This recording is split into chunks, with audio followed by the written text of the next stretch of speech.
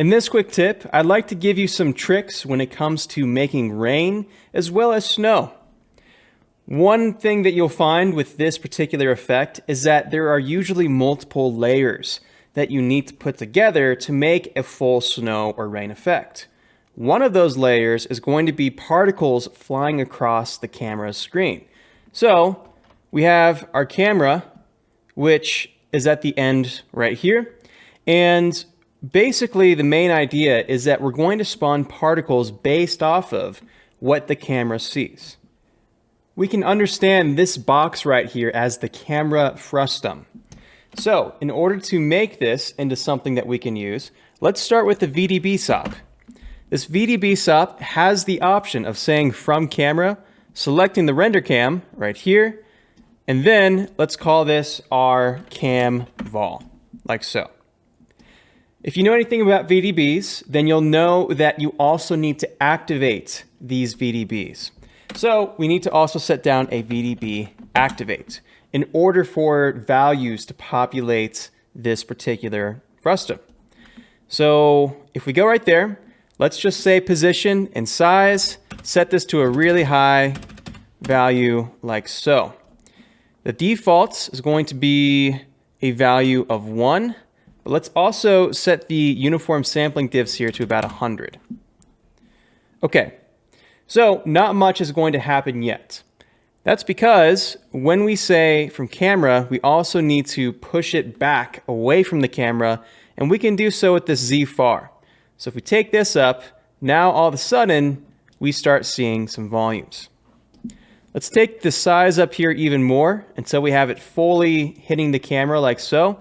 And then let's also give ourselves a little bit of padding so that we're not right on the camera. So in the Z near, let's take this to a value of, let's say 20, right about there. And that will do well for what we need.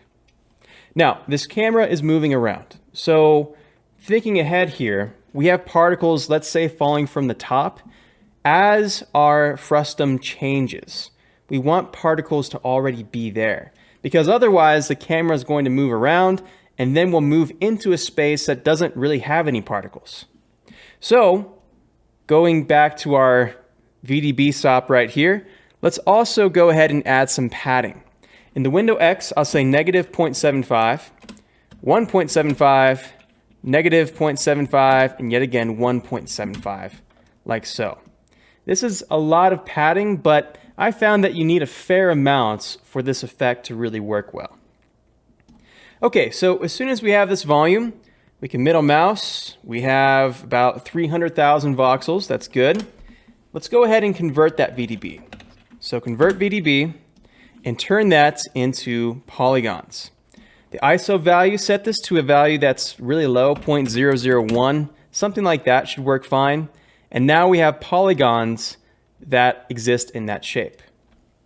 Okay, now just to make sure that this is all working properly, if I do a reverse and then I set our viewport right here, you'll notice that our normals were flipped for a second. So we flip the normals, we recalculate them with a normal SOP. There we go. And we now have clean geometry. Okay. So the idea is to take this top portion and have it spawn particles downwards. How are we going to isolate the top of this thing? I found that, well, it's probably easiest just to paint this out. So S for select. Let's go up here, click on this paint select. Only the things that our eyes can see. So the little eye icon. And I'm just going to paint like this. I know that this is not exact as far as getting the exact shape of the top here, but having these areas that don't spawn any particles actually adds a bit of variation. So nothing wrong with something that's just a bit of a doodle like this.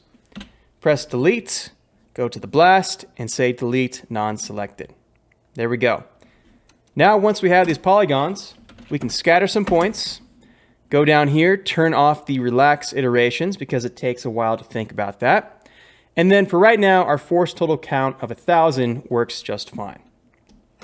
Okay, so these points, these particles will go into a pop net right here. And we can start adjusting some settings. For one, I want to use points because I already have points. I don't need to scatter that anywhere. In the birth, let's go ahead and right-click our constant birth rate, copy parameter, go up to our scatter, and paste a relative reference divided by our frames per second, which right now, in my scene, will be 30. That means that I'm not spawning any points that I don't need. It spawns exactly the number of points that the PopNet wants to have. For the global seed, I'll say $F so that it changes every frame, like this. And now, as we can see, we have particles which are spawning. Cool. Now, at this point, you can change the behavior to either act like rain or snow. In this case, we have a cool snowy mountain, so I'm going to make a few changes based on what snow might do. If you guys have watched CG Forge videos before, then you'll know that all good things come from reference. So here is a bit of reference. Let's talk out loud and come up with some ideas before we head into the solver and start doing all kinds of things. For one, snow has varying degrees of velocity as it travels down. You'll notice that some flakes are pretty fast, some of them are slow. It has to do with the distance from the camera, but it also has to do with just the weight of each individual snowflake. So we want to add some variety in our initial velocity. Also, what you'll notice is that every now and then a snowflake will just kind of dance and meander. Depending on the reference, this may be very noticeable. In this situation, it's less so because it's snowing more heavily, but it would be nice to, let's say, randomly apply an upwards velocity on some of these points so that they just kind of float around gradually like that. Also, one last thing, with the direction of the snow. Usually snow goes in a diagonal direction or sometimes even horizontally. It's really affected by the wind, much more so than rain is. Rain's very consistent. It has a more similar velocity and it goes more up and down as opposed to sideways and just kind of floating around. That's one of the main differences in the behavior of snow versus rain. But in this particular example, let's just take the variety of velocity as well as the meandering quality of some of these flakes and work with that. With these ideas in mind, let's go ahead and create a point velocity node. And we can set it to set to value. The default value, let's start with -98, turn on the velocity trails, and then set the visibility to our point velocity node. So this will show us the direction of that initial velocity. I like setting this along with some kind of general angle. So if you want to have, let's say, the wind blowing from left to right, we could start altering the Z value like that and just point it in a general direction like so. So I'll say about -80, maybe -70 or something like that. Right around here is fine. And then I'll add a curl noise. So here's a curl noise. We can then set this scale to, let's say, something a bit higher. Maybe around 22 is pretty good. Swirl size, take that up. Let's say that this will be a value of 30 or so. And then that is pretty good for the most part. Now we do want to randomize the intensity though of these vectors. So let's go ahead and do an attribute randomize. Like so. If we set this to a value here called our vel molt, set it to one dimension so it only makes one random value. What that will do is it'll create a random value between 0 and 1 for every single particle. So if we go to our geo spreadsheets, we have vel molt like so. Now what we can do with this vel molt is set a minimum here. Let's say 0.15 is the minimum. Maximum is 1. That's good. And then simply take a point wrangle and multiply our velocity against that value. So we'll say at v times equals our vel molts. Just like that. Now it's going to be angry here because I forgot the at sign. And it's also not going to like it because it hasn't refreshed. Okay, there we go. So yes, we have in fact trimmed off the velocity on some of those particles, and that's really good. So now as we move forward in our sim, we end up with this, which is a good spot for getting us started. Let's also go ahead and set a pop force, add a bit of turbulent noise to this. So we'll go right here, amplitude, set that to a value of 10, swirl size of 10 as well. And I'd like to also add a force that goes up in Y. That will give us those meandering or those moseying particles that you sometimes see with snow. So I'll set the force here to a value of 10. I'm also going to check on the use expressions here. We have a preset, if we click this little downwards arrow, that says randomize the magnitude. So let's randomize this to 0.2 to 1 of this full value, which I'll actually set to a value of 20 right here. That will pick particles and apply this upward force randomly. Let's also do the same thing down here with our curl noise. So amplitude of 20, and we can literally just copy and paste this exact thing right here, except change the force here to amp for amplitude. And as soon as we do that, we should have something like this. Okay, not too bad. We're going a little bit too heavy on that upward Y velocity, but this is the general idea. So I'm going to turn down that upwards Y velocity to about half of what it is right now, so a value of 10. And right about now is a good time to start thinking about wind, as well as deleting particles that we don't need. This is going to be a bit of a longer quick tip, so I guess it's not really a quick tip anymore. I like to keep my videos less than 10 minutes if possible. But in the spirit of the holiday season, we're going to keep on going here. But do take a break if you find your focus is starting to depreciate a little bit. Anyway, how are we going to make wind, and how are we going to delete the particles that we don't need? Let's start off with deleting the particles we don't need, and then I'll use a similar technique to add in gusts of wind. So, starting up here at the top, we have our geometry, right? So, what if we take 3 versions of this geometry using a time shift? I then use a shrink wrap node to essentially create a bounds around the 3 main positions that the camera frustum has. And then we can use that bounds to identify points that are inside and outside of the camera's view, and delete them if they fall outside. That's the main idea. So, hook up the 3 time shifts like so. Control, Shift, click to get rid of that. We start animating and we stop around frame 450. So, going to do that right there. And then let's find an in-between spot for this middle guy. So going right there, about 264 looks really good. Okay, we're going to take all these guys, merge them together, and then use a shrink wrap stop right here. Let's take our shrink amount, say -10 to bring it outwards, and then I'll create a null which will eventually lead out to our pop solver. So we'll say out, delete, points, mask. Something like that is fine.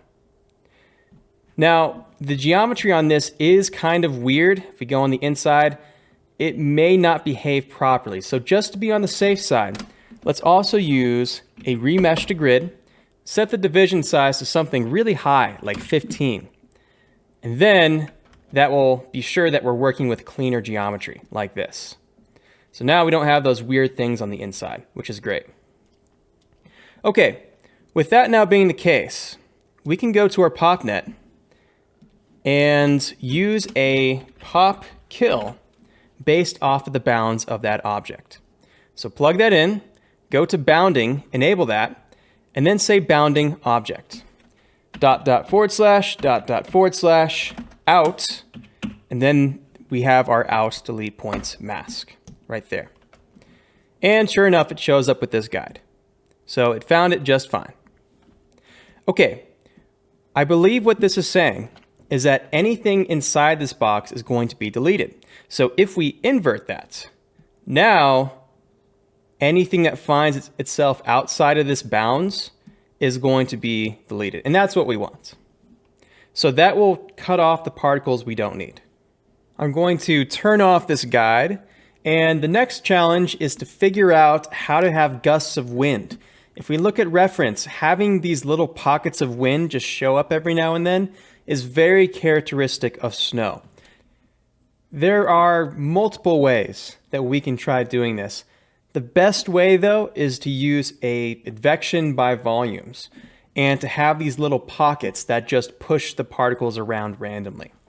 So we don't really want to use a pop fan because we're trying to just affect force directly. We don't want to just use a pop force and just have something uniform. We want little pockets of wind. And so the best way to do that is to go back to our SOPs right here. We have this bounds. So why not turn this into a volume? VDB from polygons. And again, be careful, set this to a value of 15, something really high. We have something very coarse like this, a fog volume. We can scatter some points inside of that volume. And with these points scattered inside, turn off the relax iterations and just give yourself a bunch of these points. If we set velocity to these points based off of a noise, we can then create these pockets of velocity that show up over time, and that can push the particles along. So I'll go ahead and turn up our particle count here to about 72,000. Let's then use an attribute noise, because that will take on the pattern of a noise. Let's set the operation here to add, for right now, 0 centered, so we can see this. And start off by adjusting the element size until we see these pockets of velocity show up. So with the element size, I'll start at 10, and then I'll bring this up until I start seeing shapes appear. And you can kind of see that happen around 60 or so. So let's say that we have 87, 88, something like that. Okay, that's not too bad. Let's now set the velocity to negative so it's always going down or from left to right, some variation of that. We can see this if we turn on our particle trails. Let's set the background to dark and then set up our amplitude to something really high, like 100. Okay, if we set this now to velocity, we have these velocity vectors now being made, which is really cool. But we don't want that happening all the time. We just want little pockets of this happening. So we'll also use another attribute noise on top of this. And this time we'll call this our vel mults. Set that to a float, because we only need one value to multiply this all against. And we will change the remap ramp right here to have more contrast, like so. To apply this, create a point wrangle, say @v times equals our vel mults. Don't forget the @ right there. And we can see that we've trimmed off some of these points in their velocities. Let's bring over this right here. And with this attribute noise, again, go down and change the element size to something very large, like 88, or maybe something a bit different. So we'll offset this a little bit as well. But now we can kind of see that we have these little pockets of particles that have that wind direction going on. Let's now set down a blast, but before we do that, I'm going to measure how long each one of those vectors is. So let's call this our float value, measured vel, is equal to the length function of velocity. And then if I take a blast, I could say that if this attribute, the measured vel, that's the length of our vector, if that's below a certain value, let's say a value of 10, then go ahead and delete the points. Just like that. We could set this to 1 if we want. We could set this to 50. We can be as aggressive as we'd like. Let's say we only pick our biggest pockets of wind like this. Maybe even less than that, so 75. There we go. Adjust that to your heart's content. The next step is then going to be using a rasterize, so a volume rasterize attributes. And we're going to set this here to V for velocity. But be careful because, again, our voxel size is about to crash Houdini. So be sure that the voxel size is up first. We'll say 15 right there. V for velocity. You'll notice that we don't see anything, but if I middle mouse, we do have about 300,000 voxels. So if we do a volume slice, I can see the location of those velocity values. Just go ahead and take the visualization range negative. After all, we are doing negative velocities here until you can see these little pockets show up. Then once you have that, we can adjust the particle scale to our heart's content. So we can turn that up to, let's say, a value of 20, 15. We can blur this with the filter size, whatever it is you want to do. I like having just a tad bit of blur on that. I also turn off the coverage attribute. I get rid of density by default, and I check on the normalize by clamped coverage. So the bottom line is we have a velocity volume. Once we do that, I'll go inside of the popnet here, say advect by volumes. And guess what? We're going to go find that volume and bring it in. Second context geometry, field name is V. And just so that we can see this and make sure that it's working properly, let's set the velocity scale here to 10 to get us started and see what that does. So as we go forward, we should see some of these particles get pushed by the pockets. And just to really make sure, we need to plug this in. That's a classic mistake right there. Okay, and sure enough, we do have these pockets that end up affecting our particles and creating these little dive bombs right here. This is obviously too much, but let's set this back down to 1 and see what that does. Okay, and as you can see, the pockets are affecting things. However, it's slowing down our other particles. That's because right now we have this checked on. The treat as wind will try to bring things to the velocity that it reads. I want to just affect it as a force. I don't want to slow anything down. So I'm going to uncheck that. And now it's just going to be the force. And all of our normal velocity operations happen as usual. So let's see what this does. I'll turn up the force scale maybe to 3 so that it's more noticeable. But as I do a play blast of this, perhaps with a pop drag as well. So I'll do a drag, set the air resistance here to 0.01, something very small. And what happens when we cache this out? And now we have Hollywood magic. We have these little clumps. That's what's awesome about this particular technique. It kind of clumps your snow patches as they move. And there's a few things that need to be dialed in from here, but that's the main setup on how you could go about snow.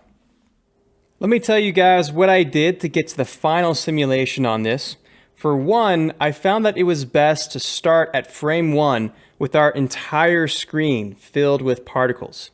If we have to wait for those top particles to fall down, it's just not as realistic as having a body of snowflakes already there. So that's very easy. We just go to VDB from polygons, fill that with some points, set that up with a switch, and then keyframe that with our geometry over here. And then in the popnet, we have a keyframe on the constant birth rate. So frame 1, I basically take 500,000 particles multiplied by 30. So I have an entire second's worth of particles spawn at frame 1. And then after that, we go to the normal birth rate, which again, in this case, is about 500,000 particles per second. The other thing that I did was change these velocity values to more realistic numbers. So instead of -60, -90, we are at -6 and -9, which again is more realistic to how fast snow would actually move.